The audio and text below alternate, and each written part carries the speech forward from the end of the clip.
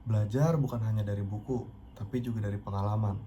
Melalui kesempatan ini, saya ingin mengasah diri sekaligus menambah wawasan baru di dalam dunia kerja. Halo semuanya, saya Boromius Tegar Wahyu Sejati, lulusan baru dari program studi Teknik Industri Universitas Pembangunan Nasional Veteran Yogyakarta yang lulus dengan IPK 3,24. Melalui proses magang ini, saya ingin mendapatkan pengalaman langsung di industri digital yang dinamis. Sebagai mahasiswa teknik industri, saya memiliki minat yang besar pada efisiensi proses, analisis data, dan juga manajemen rantai pasok. Program ini memberikan kesempatan untuk mengaplikasikan ilmu yang saya pelajari di bangku perkuliahan, sekaligus memahami bagaimana transformasi digital diterapkan dalam perusahaan besar seperti Telkom.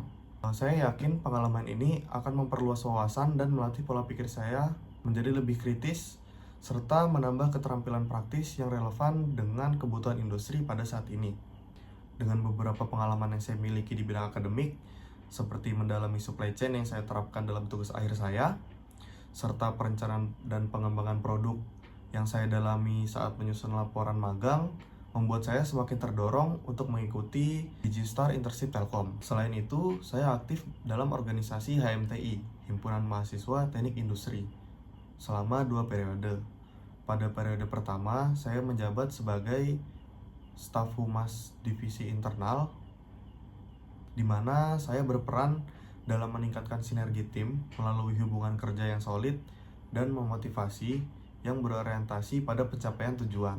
Saya turut berkontribusi menjadi MC dalam beberapa acara himpunan.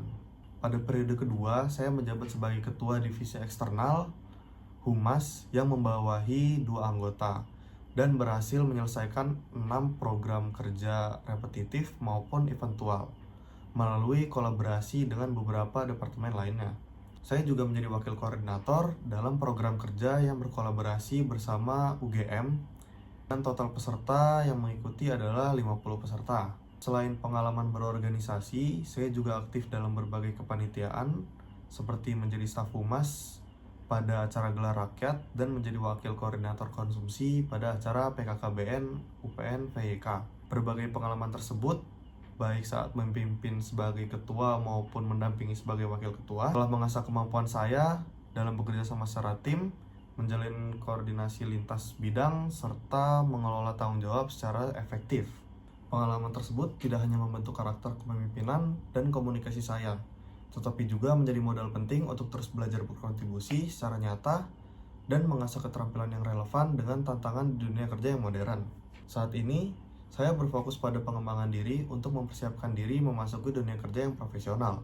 Langkah yang saya tempuh antara lain memperdalam keterampilan Excel, mengulang kembali penggunaan beberapa software yang pernah saya pelajari seperti WinKSB dan Visual Studio, berlatih psikotes melalui berbagai media pembelajaran online, serta aktif mengikuti program sertifikasi baik di dalam maupun di luar dari bidang teknik industri. Seluruh kegiatan tersebut saya imbangi dengan rutinitas jogging sore agar kesehatan dan kebugaran tetap terjaga.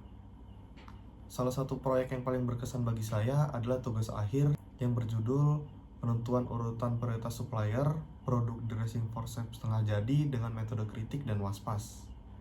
Dalam penelitian ini, saya ditantang untuk membantu menyelesaikan permasalahan nyata di perusahaan terkait prioritas supplier. Sebelumnya, perusahaan ini belum memiliki sistem pemeringkatan pemasok dalam pemesanan bahan baku. Penelitian ini memberikan kontribusi penting dalam penyusunan prioritas yang lebih terstruktur. Pengerjaan tugas akhir ini berlangsung selama 4 bulan dengan beberapa tahapan.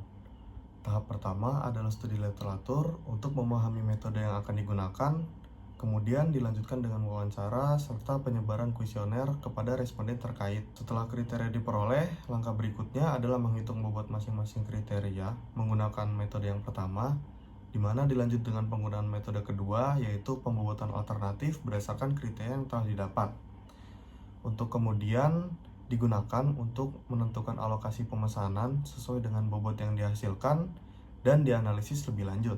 Tugas akhir ini menghasilkan urutan supplier produk yang sesuai dengan kriteria kebutuhan perusahaan.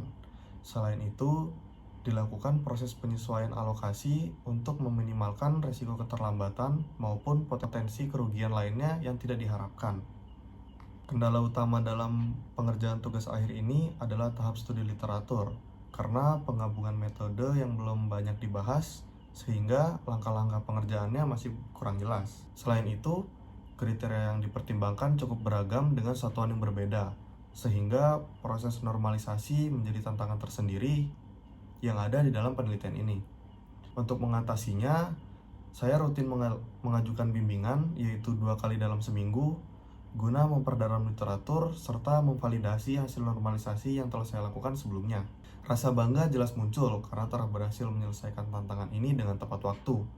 Dengan semangat pribadi serta dukungan dosen pembimbing dan teman-teman, sekaligus dapat memberikan rekomendasi nyata bagi penyelesaian masalah di suatu perusahaan.